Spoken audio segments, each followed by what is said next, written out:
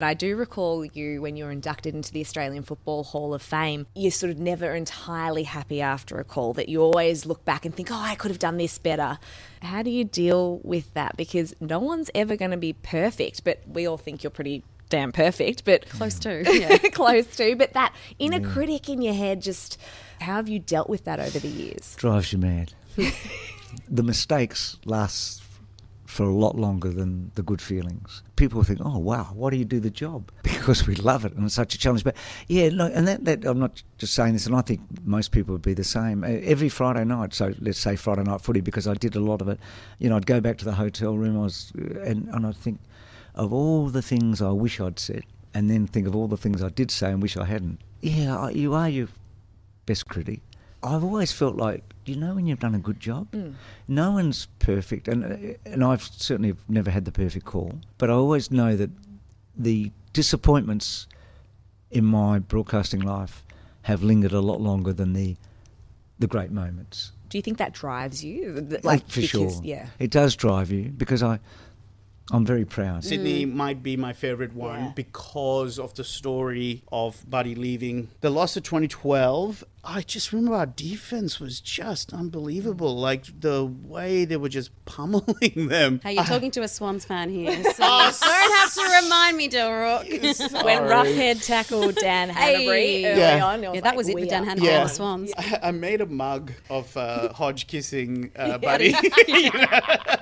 Great mug. Yeah, exactly. For me, I think that one probably is up there because I was at the game. It had a lot more of a story to it. It was like seeing Buddy there is like seeing your ex-girlfriend at your wedding. So much of my identity is caught up in what I do for a job. Like, have you been able to... And we're told as a women that that's not healthy. Yes. We've always been told you can't be defined by your work. Chrissy Swan on The Imperfects, and she was saying how her work is a huge part of her identity and she stands by that. And I was like... It was the first time I'd been given permission to have my work as part of my identity. And it made me realise, like, okay, it's okay that I'm mourning my career changing. Having a kid is like the best, I'm going to cry, the best thing I've ever done because he's like changed my life. It's okay that I mourn that I used to have this career that I won't have again. Do I want it back? No. I realised when I had the baby and really stepped back, I realised that like everyone still liked me. Wow. All my friends still love me. Yep. No one cares. The people that matter don't care. I know. They love me because hopefully I'm a good friend and I'm funny and we have these like shared experiences. And that's been really wonderful, and it's been I think everyone needs an ego death. Sarah mentioned like how football clubs can really get around people in times of hardship, and you did sort of make a reference there to your son Cooper, who for some of our audience may not know that at 16, unfortunately, Cooper passed away in a car accident.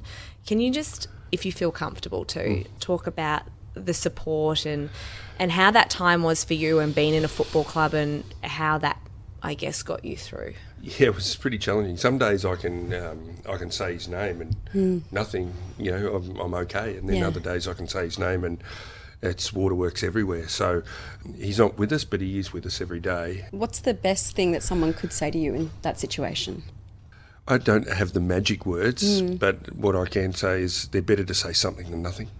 And I think they're better to reach out and show their support, whether it's I don't know what to say, and you just give them a big hug. It doesn't matter. Just reaching out demonstrates the care, or somebody's thinking of somebody, and I think that matters the most. Cody, the artiste, I mean, what are you exactly? I don't know, I'm a bit like walking overload stimulus or something.